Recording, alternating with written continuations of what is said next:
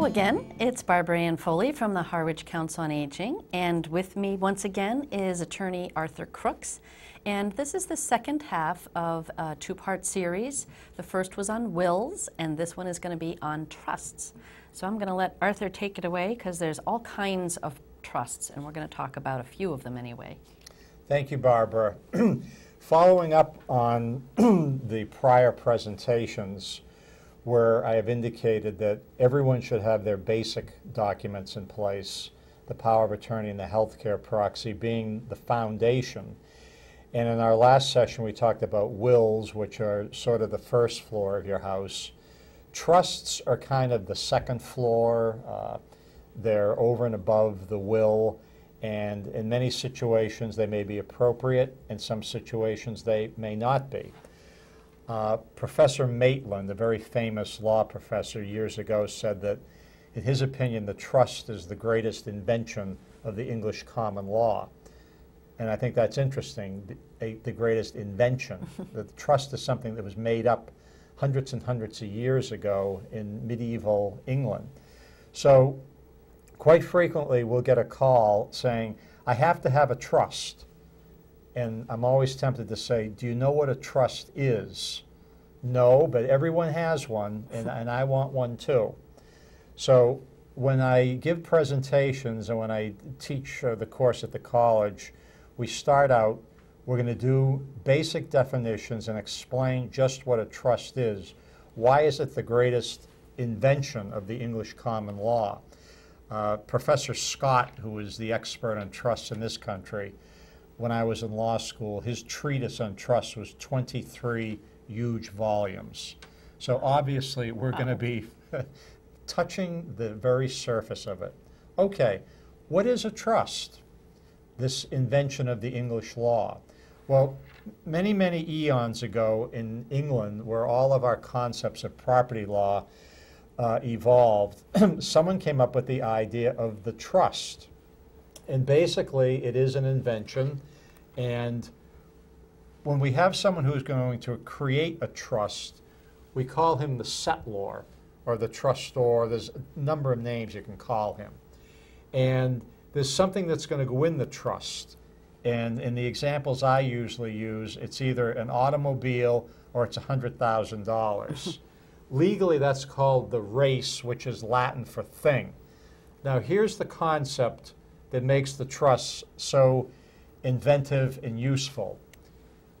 The idea here is that the ownership of the thing, be it the pen, the car, or the money, is going to be split. We take the total ownership of the thing and split it into two different concepts. One is the legal ownership of the property, and the other is the equitable ownership of the property. That's what a trust is. That's the invention of the trust. And from that flows everything else, thousands of uses for trusts. And whenever I give this basic definition, I start thinking of movies when the impecunious son, who's the beneficiary of the trust, is in browbeating the trust officer at the bank. I need more money. I need more money. Okay. Let's go back to our concept. Let's say the thing that's in the trust, which is something that you write out, you establish it, it's all written out. We'll get into that a little later. Let's say it's the automobile, is in the XXX trust. The trust owns it, and we've named a trustee. And let's say it's Mr. Potter at the bank. So he's the legal owner because the trust legally owns it. But the beneficial use of this car, what's called the equitable interest, that goes to the beneficiary. So he can use this car, drive all over town in it. The bank, as Mr. Potter, as the trustee, technically is the owner of the car. So what does this mean? Well, let's say Johnny, who's the beneficiary of the trust, decides, you know what, I'm tired of this car. I'm going to trade it in on a bigger and better model. So he goes to the car dealership, and they'll go, wait a minute, you don't own this car. And Johnny doesn't understand trust. He said, of course I do. I use it every day. I have it at home. It's my car. No, it is not his car. It is owned by the trust.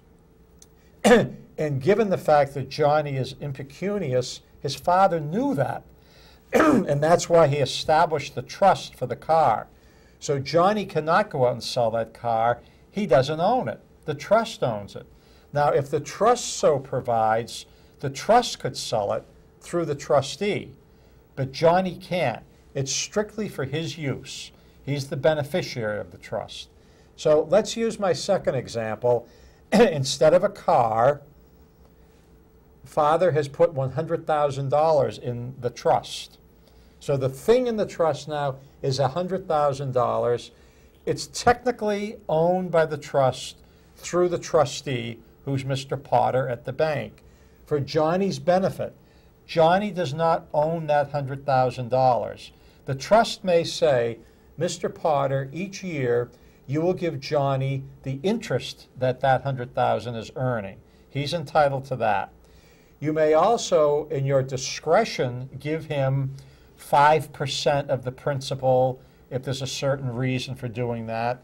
Or you may further at your discretion give him larger hunks of that money if there are some unique health or educational things that arise. But Johnny cannot go out and pledge that car. Johnny cannot go out and buy something and say, you know what, I'm going to put down my $100,000 as collateral. That's my money. It is not his money. So you can see how this is beneficial all around, because Johnny's not going to be able to get in a whole lot of trouble here because he doesn't own any of this stuff. And the trustee is another one of these people we call fiduciaries. They have a duty, they have an obligation to carry out the terms of the trust, whatever those may be. Again, that's what a trust is. Does that trustee also get paid for the Yes, job he of does, doing that? and you better believe Mr. Potter is going to get paid for doing this. And this is very similar to what we talked about in wills as to who gets paid. Now, sometimes you can have, these are the three aspects of the trust: the person that creates it, the settlor, the person that's going to benefit from it, and the trustee. Sometimes one individual can play more than one role, and you see this quite often in trusts that are done for tax purposes between a husband and a wife. They might play all three of these roles. This is similar to a corporation where you have the shareholders and the board of directors, etc. But in those situations, you have to be careful that you don't, what we call, merge the trust so that in effect it doesn't exist. So when I get the call, I want to have a trust, my question is, why? And I'll skip asking for a definition of a trust. Why do you want to have the trust? Do you know what a trust is? You're going to take something and set it aside. You're going to take the ownership of that item out of your name, and you're going to place it into a kind of a legal fiction whereby the trustee, it's going to be called the XXX Trust. The trustee is running that, and it's going to be for the benefit of Johnny. Or it could be for the benefit of my wife. You can do a vast number of things with trusts, as long as you keep in mind the central concept. This is why these are so useful in tax planning situations with estate taxes. You have hundreds of thousands, millions of dollars for the benefit of your wife, and your wife says, whoa, no, don't tax that to me. I don't own it. It's for my benefit, but I don't own it. Go tax whoever owns it, and then you can take advantage of your exemptions and your deductions. That's where it's key in tax planning. And there are whole courses taught at law school just in the tax planning aspect of it. Here, all I'm doing is getting the fundamentals down, and as we go on, we're going to develop the different types of trusts and how they're used in different situations. So that's your basic concept. This is what a trust is. It's something you've created where you've split the ownership.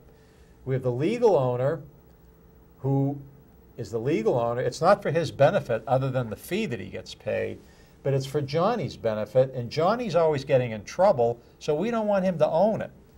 Now, I'm not saying you have to be impecunious to be the beneficiary, but it makes my example a little more amusing.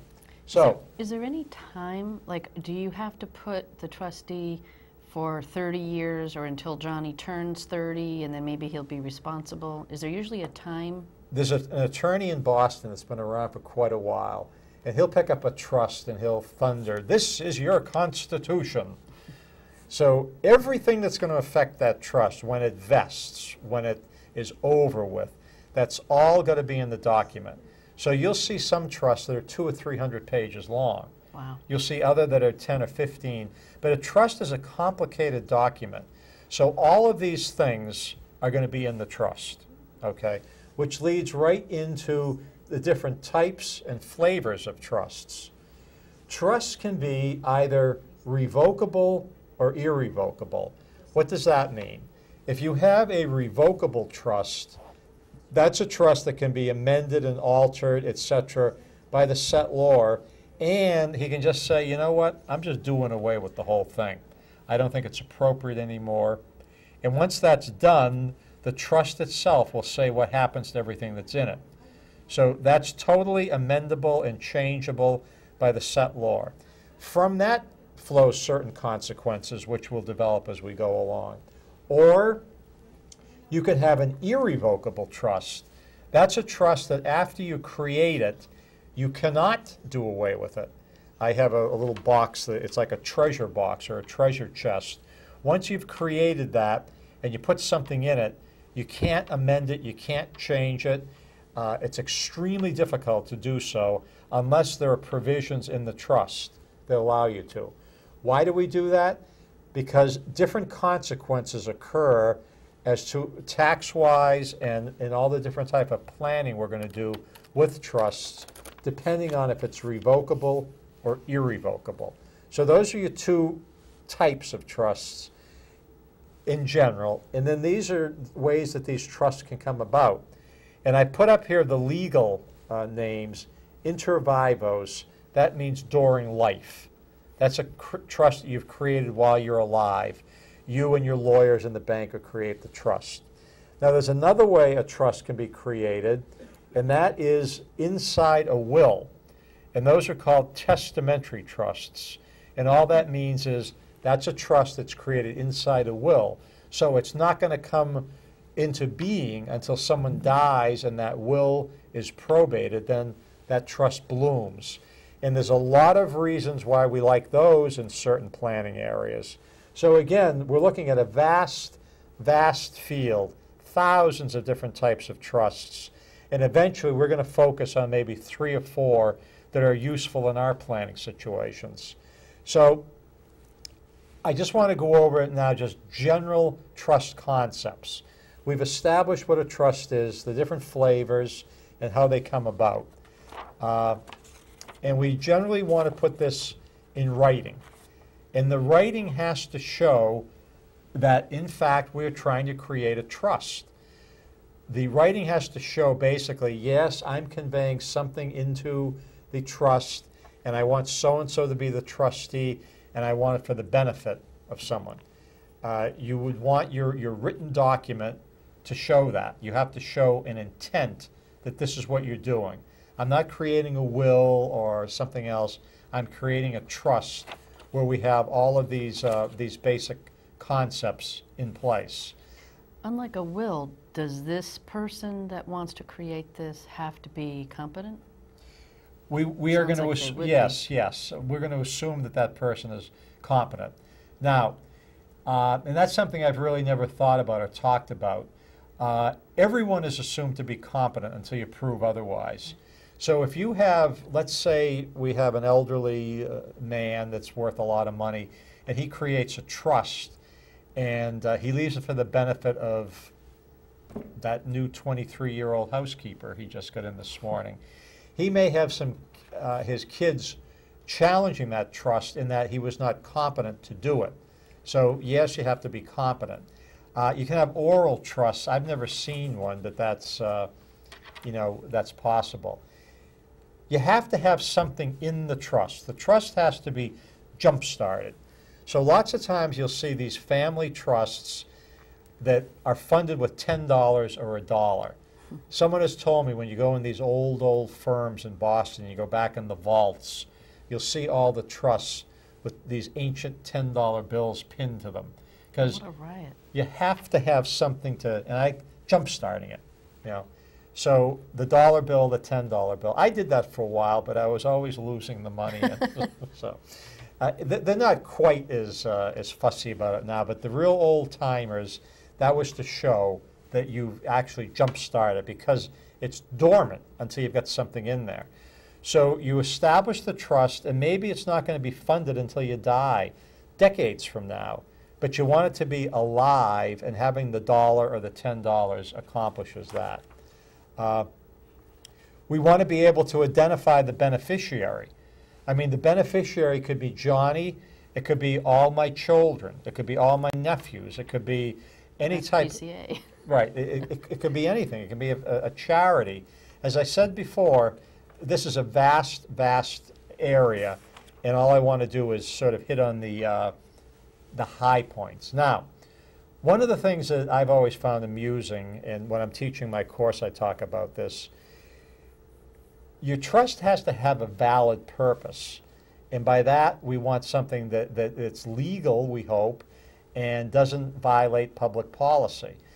You've probably seen, you know, in the old movies again, Johnny's going to get $1,000 if he doesn't smoke, at least up until the age of 25, or doesn't touch a drop of whiskey until he's such and such an age. That's fine, that's laudable, I suppose. I don't know how you'd prove it. But what about, I'll give Johnny $10,000 if he doesn't get married before he's 30. Then we're getting into kind of public policy areas. Is that what we want to be promoting? And then you can't have things that are outright illegal, okay? I find these things amusing. I've never encountered them. You know, you're leaving a trust that's usually for your children, for your spouse, could be for yourself in certain situations. So we don't want to do things that are illegal or immoral or against public policy, and that's the restraint on marriage. Again, kind of amusing to talk about. You never see them in real practice. Now, when you create the trust, the inter vivos trust is probably the most common one, called the living trust, and I'm going to get into that in a little more detail. The testamentary trust, you don't see too many of these. Why? Because, as I pointed out earlier, they're created by wills. And what does that mean? That means you have to probate the will to make the testamentary trust work. And remember, lots of times our goal is to avoid probate. However, there are certain situations where we want a testamentary trust. Now, a lot of the things that make probate unattractive to people are, from what I understand, going to be corrected when the new Uniform Probate Court comes into effect in its totality next summer. And I've heard one of the things that they're going to do is they're going to take away the requirement that you do what we call an accounting for a testamentary trust. In other words, all the burdensome stuff will be taken away. So the feeling is the testamentary trust might become a popular thing to do again if all the bad things about probating it are taken away. That remains to be seen. I've just heard all these rumors. We've got, what, a year and 2 months before that comes into effect.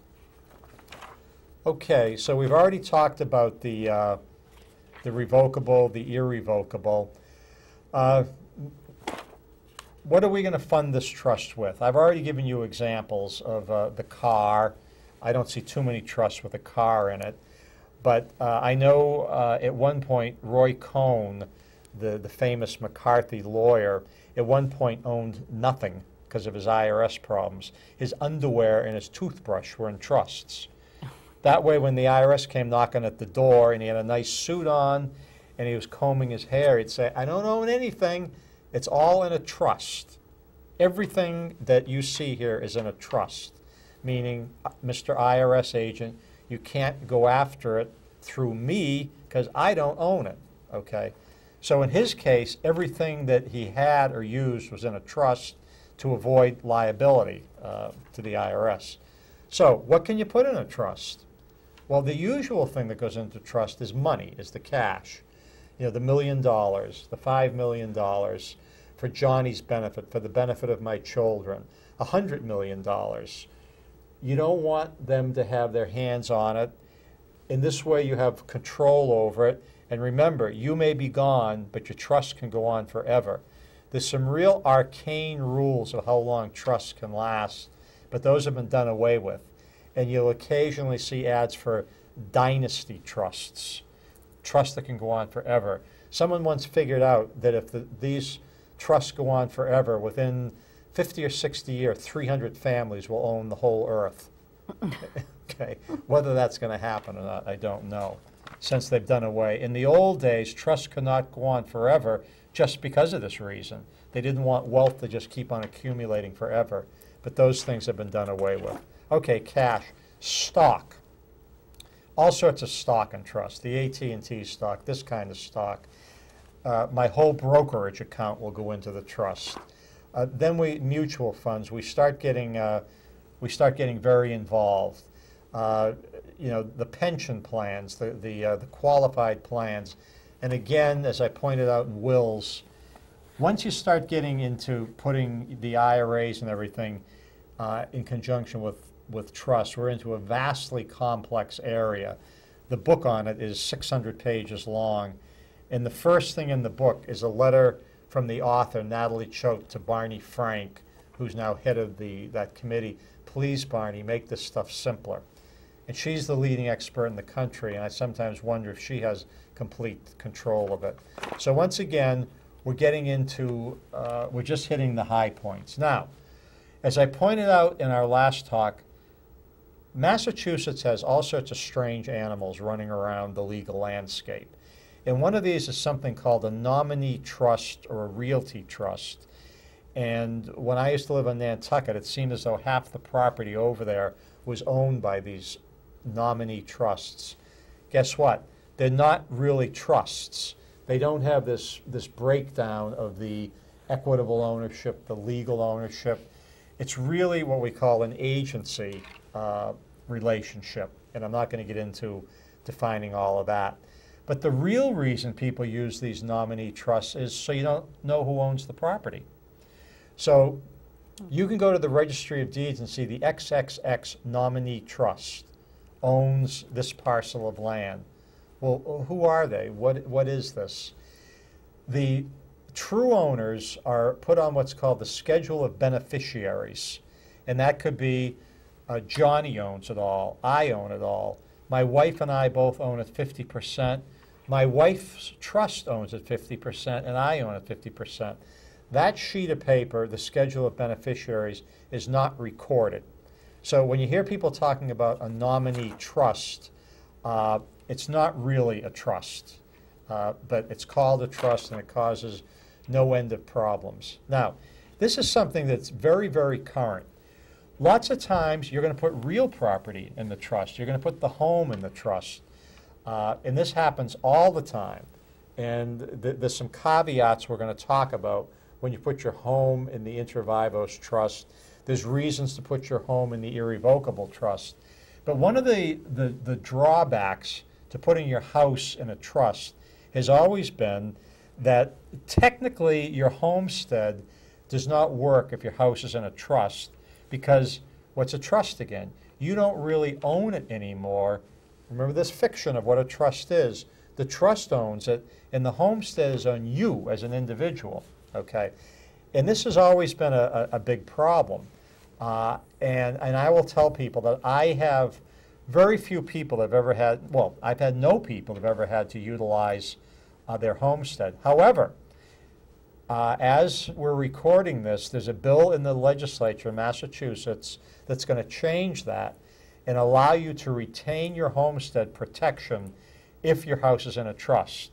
And I didn't even know about this till a few months ago, and we're pretty sure that's going to go through. So at least that little minor objection to a trust is going to be removed. Why would someone want to put their house in a trust? Because a lot of children or arguments? Do we have 50 hours?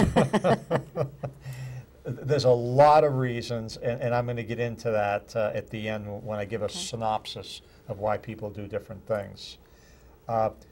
Who may be a trustee? Capacity.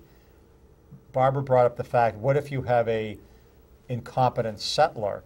What if the settler names a trustee who he doesn't know is incompetent? We want our trustee to be also competent. And again, remember, there's a presumption that everyone is competent until shown otherwise. So again, the person who can be a trustee, it's a very loose definition. Like up until a year ago, a guardian is a suitable person. And that's sort of what we're looking at. Anyone that's suitable. But from a practical point of view, are you going to want to name someone as trustee that knows absolutely nothing about money, has no concept of finances? Probably not a good idea. You may not name a corporate trustee, but you certainly want to know someone that knows a little bit about, finances and how to manage things. That leads us into the whole question of family members as trustees and why that's a good idea or a bad idea. The main, downside about a family member as a trustee is it's hard for the family member to say no. Let's say it's Johnny as the beneficiary of the trustee, and instead of Mr. Potter as the trustee, we have Johnny's brother or sister. Johnny's going to be constantly pounding at Sis, hey, give me some more out of that trust. I need this. I've got this great idea for a business. I need $50,000. Constant drumming on, and if you have special needs trusts, it can get very, very complicated. Maybe if it's just strictly a tax planning thing in the wife or the husband, that's fine. But keep this in mind that your family member may not be the greatest business person in the world, but the main thing is they've got to be able to say no, and saying no to another family member can be difficult. So that brings us to the professional trustee. They can say no. They're always going to be around. What if the trustee who's your other child dies? Who's the successor trustee? We hope it's covered in the document. But with the professional, they're always around. They have whole departments that do this. The downside of the professional is sort of the opposite of the family thing. They don't really know your family intimately, and that could be a downside. The other downside is they have a fee schedule, and you've got to have enough for them to even be interested. It used to be $1 million. Now I think because of business they'll go down to $500,000. But they like a substantial amount there, and they have a fee, and then the fee can be a percentage of this and that. So you're talking some fairly serious fees, but they're always there, and they're very good at saying no. Okay, so you have to balance those things off. And you have to know what the fees are for. When my mother-in-law died, she died very young at 57. She had left her home, her condo, and money, the remaining part of her estate, to the 3 children, but the share that was going to the youngest child was put with the house, with the condo, in a trust. And it was, at this age you'll get this amount, at this age you'll get this amount, and then you can't sell the condo until you're 30. Well, she was like 18 at the time. So when all was said and done, every phone call that the lawyer made had a fee to it. Everything that the lawyer does had a fee to it. Well, it was 20%. By the time everything was all said and done, the house was sold, everything he had to be paid was 20% of the entire amount. So you have to be careful when you're setting that up. That's right. You have to be careful, and if you name the lawyer as the trustee, you've got to be doubly careful that there's no compounding of fees, and you have to be, even with the corporate trustee, what exactly does my 1% a year cover? Is it transactional? Are you going to charge me a fee? Let's say you've got it's a portfolio, $1 million in stock. Every time you trade out of that portfolio, and we hope they're not, as they call it, churning, just selling to sell, are we getting charged for that? So you've really got to know. When Barbara mentioned at 20 years old you get so much, at 30 you get so much, there are some trusts that are called spendthrift trusts. And that's when you know Johnny can't handle anything. Johnny never gets it. It's kept in trust for his whole life and it's just doled out to him. A spendthrift. And you see those every once in a while. But yeah, you've got to be very, very careful. That's why, again, when you shake the, this is the Constitution, that'll outline it. But when you're dealing with a corporate fiduciary, you got to really be careful. If the lawyer is going to be the trustee, you got to do the same thing. What are you going to charge me for, and how much will it be? And you're absolutely right about that. Again, more stuff about testamentary trusts. Well, the running joke in the family was, he called me. He called me. Why is he charging me when he called me? It was kind of, wasn't humorous at the time, but it's humorous looking back on it. Right, and you got to be very careful about when you have let's say you've got the lawyer, he may have a contract with you and he's going to cover that. If he's going to be the trustee, you just have to be very, very careful about because you don't want to be surprised. Now, there are situations where trustees become very unpopular and they may not be incompetent, but some other family members, let's say if there are 4 beneficiaries, Johnny, Susie, Billy, and Ted, and he's given all the money to one of them, the other 3 are going, wait, what's going on here? There's something going on here. Let's get him removed. Then we have, what are the grounds for removing him? Is he incapacitated? Is he unsuitable? Is he hostile to us? Is he violating his duties somehow? And this can get real nasty and real expensive. You want accounts to be kept. When I say accounts, I'm talking about a specific probate account. It's different from the type of accounting you may be thinking about, where these may have to be submitted to the court and checked over by the court. Certainly, if it's a testamentary trust, that's going to happen until next summer, July 1, when I understand they may be doing away with that. So that was just a broad brush of what trusts are and how they work. Now, what I want to do is go into some broad generalities, but a little more specific. And hopefully, as we go along, we'll develop these in other contexts. So let's right now go to the revocable trust. When you pick up the paper occasionally and these big yellow things come floating out of it, announcing seminars, financial or legal seminars, they're going to solve all your problems. And if you look very closely, they say no lawyers allowed to attend.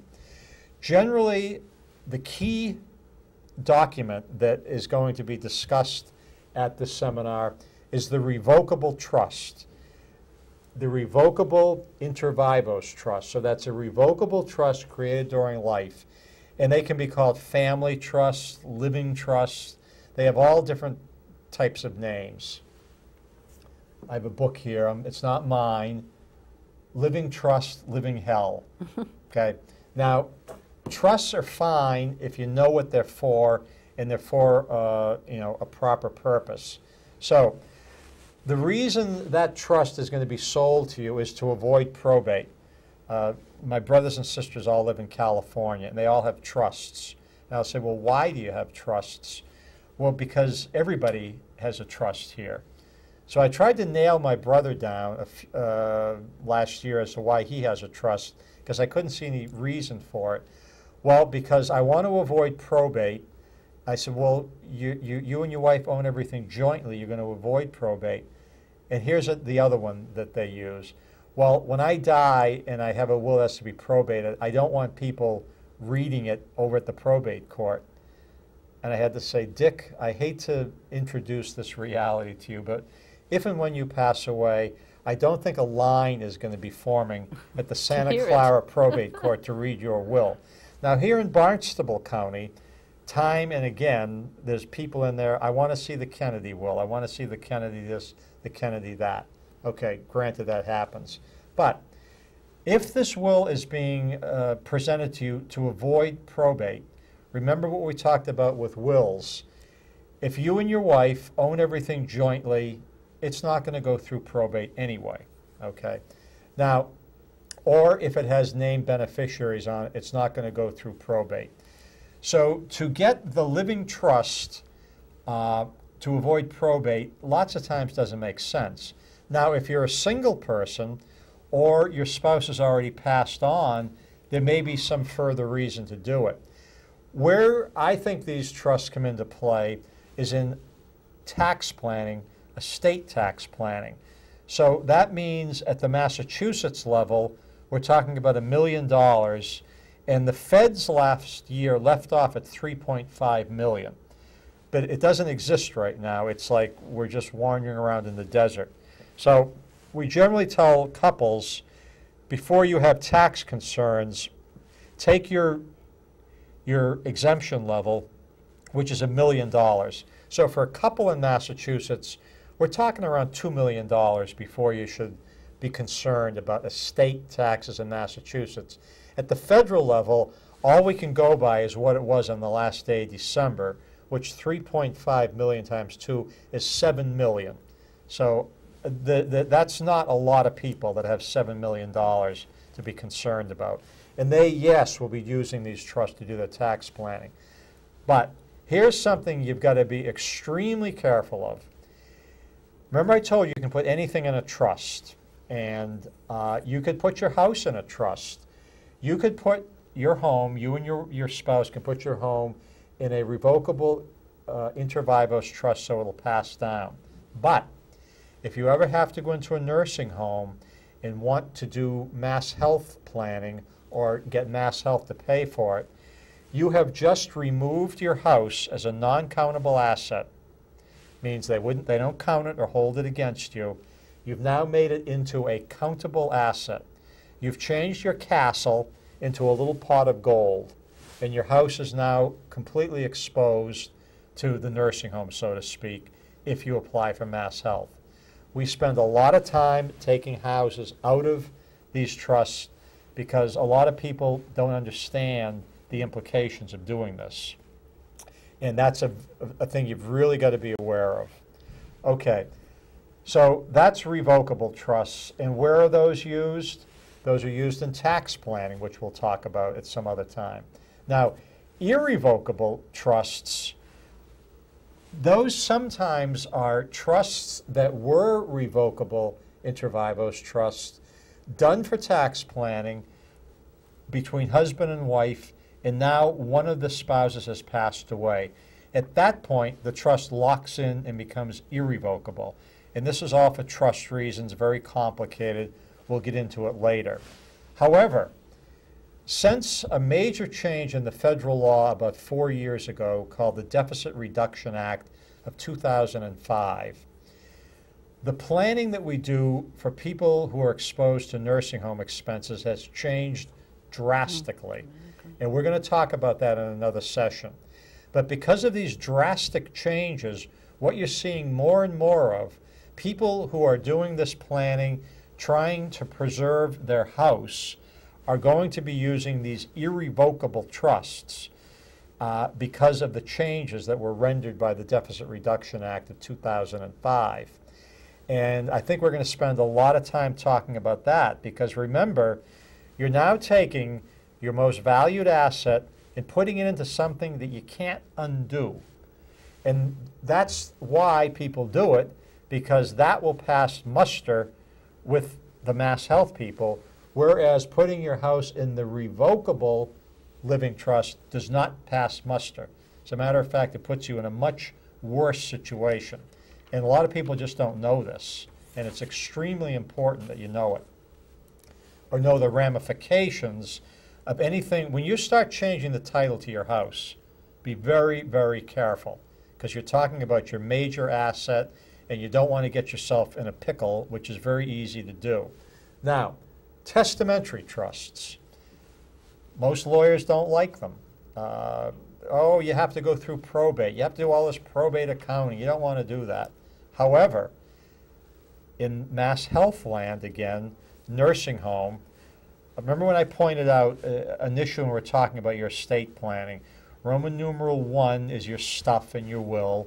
Roman numeral 2 is, how much stuff do I have? Am I going to be subject to this estate tax? In Roman numeral 3, we've done all this wonderful planning, but now my husband is going into the nursing home long-term at $350 a day. What does this do to all of our planning? That's why I'm bringing these topics up. I had a lady at a presentation the other day said, why are you assuming everyone's going into a nursing home? I said, because that's the title of the talk, planning in the event of going into a nursing home. So that's why we're talking about this, and we will talk about that eventually. The testamentary trust has a unique feature in that if you do mass health planning and you do all the planning that has to be done, and the spouse that now has everything in their name passes away, testamentary trusts are not subject to estate recovery by mass health. It's a fabulous planning device, and it far outweighs any downside as far as you have to probate your estate. And next summer, all those bad things are going away anyway. So this is an extremely important aspect of estate planning for those who are concerned about nursing home exposure.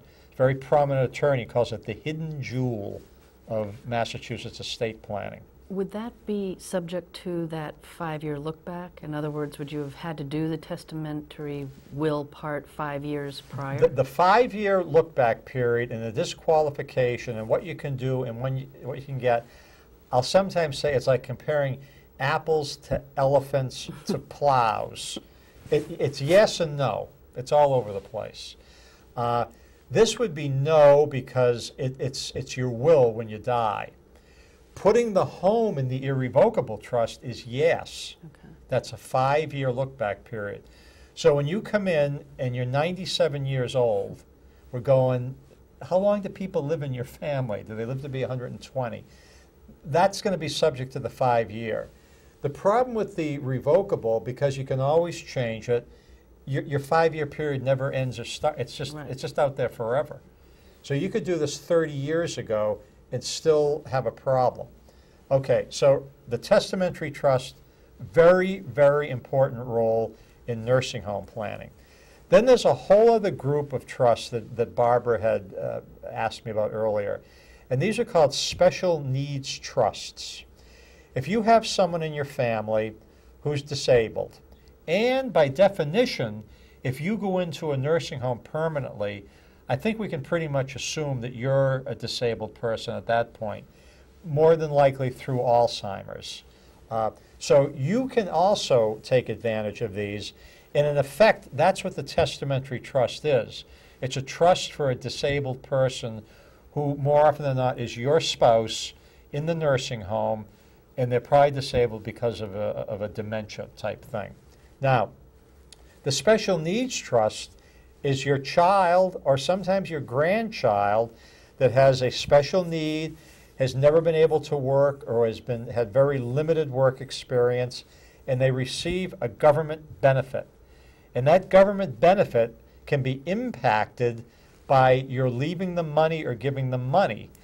That's why we have these things called special needs trusts, which are structured so that if you give money to someone or want to give money to someone who has a special need, you do it through these trusts, and it can also protect you.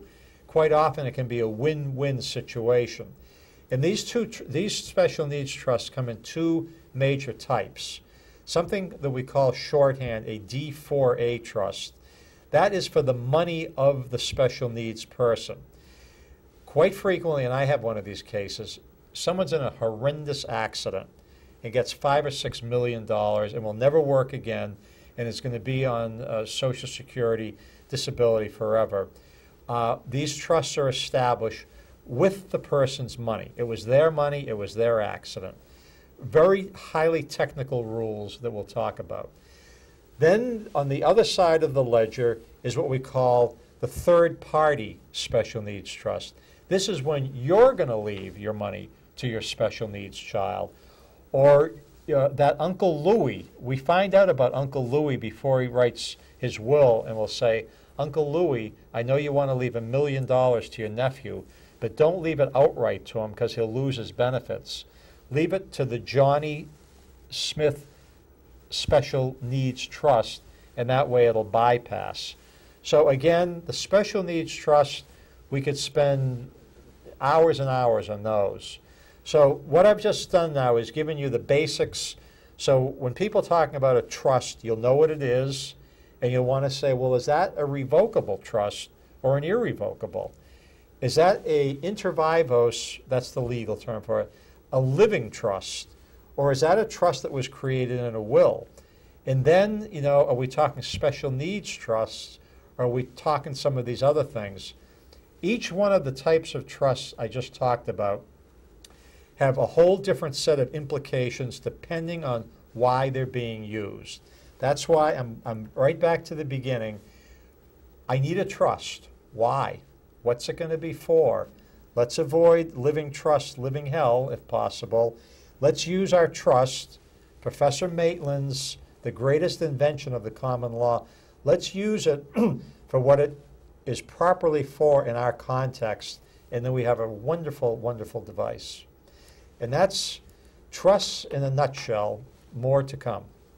And I would also probably dare say to be careful of the free lunch seminars that talk about revocable trusts, especially if they have in fine print, no lawyers allowed, or it kind of tells you that they're looking to sell something that may or may not be to your benefit. What I tell people is when you go to the seminars or you see the stuff on the internet or whatever, it's not illegal. It might just be inappropriate. In other words, do I need a Lamborghini to get from here to the Hyannis airport? Probably a Honda Civic will serve me just as well. But the real dangers are when you're told, oh, put your house in this trust, that way you'll avoid probate. And even attorneys may not know the implications of that. So when people walk in my door and they have the great big maroon binder, I'll say to them, how was the meal? Because they, at least you get a free meal out of these things. Go to them. Just be very careful and know you're going to be forearmed with some knowledge of trusts. You may want to ask about this. Well, I've heard if I put my house in the trust that you're trying to sell me, it'll become countable for mass health, and see what they say. More and more they're getting clever, especially if they have a lawyer on staff or whatever. They're going to talk more about the irrevocable trust. So, yeah, there's nothing illegal per se, but you might be doing something you really don't want to be doing. So be careful. We do try to, on our staff also, to audit these every now and again when we see them come up, just so that we can tell people things to look out for, some words to, you know, keywords or buzzwords that are going around. Because we do, unfortunately, have some very frail elders and people that, you know, would like the free meal and are very vulnerable. They may have just lost a spouse weeks or months ago, and they think, well, you know, maybe I ought to look at this because I do have 3 kids and now I'm all by myself, and, you know, and they don't realize the implications that it can have, because as they're getting older, they may have to look at mass health, or they may have to look at the nursing home, and they're not thinking about that when they're going to the free lunch. So the law changes in this field all the time. For instance, there's another type of trust called a pool trust, and I didn't really mention it. It's one of the few things a single person can do in the context of mass health planning, a single person over the age of 65. But they've been telling us month after month after month they're going to do away with it. And there'll be no announcement. You'll just go to read the regs one day, and over 65 just won't be there anymore. So I didn't even talk about it. I'm going to be giving a talk out on Nantucket, and the Council on Aging out there said, make it specific to like Nantucket. I said, well, okay. For instance, the Deficit Reduction Act, when some of the major changes in that was they made a rule that if your home is worth over $750,000, you cannot apply, or you cannot get mass health from a practical point of view. Well, the average home in Nantucket is $1.5 million. So I'm going to be very curious when I go over there and asking people, do you know anything about this? The other thing, just as an aside, when we talk about guardianships, probate court in Nantucket is only 1 day a month. So there's some practical matters. The other thing, these irrevocable trusts, which lawyers that know this field are using more and more and more. There was a case that came down last summer called the Doherty case, which may or may not have had a major impact on these irrevocable trusts. We're still trying to figure it out. So when you go to these seminars, I'm sure it's going to be highly unlikely you're going to have someone there that's going to know about the Doherty case and its implications. And that's something else I'm going to bring up out there. And of course, in Nantucket, you know, you probably have a lot more people, just because of the value of their property, who are exposed to federal tax. I mean, if you have a really nice place out there worth $6 or $7 million, especially if they're single, if single, and that happens, and then you have a couple of $100,000, you're not only way over the Massachusetts level, you're now into the federal level, and we don't know. The federal is a total mystery. We don't know what's going to happen. So again, this is very, very tricky stuff. And just, I think if you're armed with a little foreknowledge, you might be a little bit better off if you go to these seminars. Whereas they're not doing anything illegal. You might wind up with something you don't really need and something that might harm you if you put the house in an inappropriate vehicle. Well, once again, Arthur, thank you very much for all your wonderful knowledge. We will have this available on DVD, and you can pick it up at the Council on Aging. Usually it's about a week or so after you see us, so do give a call before you pop over, and we will make it available so you can borrow it and review it as many times as you like. And if you'd like to work through Jill, the Channel 18 director, sometimes we get requests for family members who live out of state, and they'd like to see, you know, it's mom or dad that live here and they're out in Colorado or something, and they'd like a copy. You can work that through the station director, but we're more than happy to provide you one here and hope that you get a chance to review it, and you don't have to take notes. That's why we do it on a lending basis. So thank you again for joining us, and we will have more of Arthur to come. We have other topics that we will be covering at a future date, so stay tuned.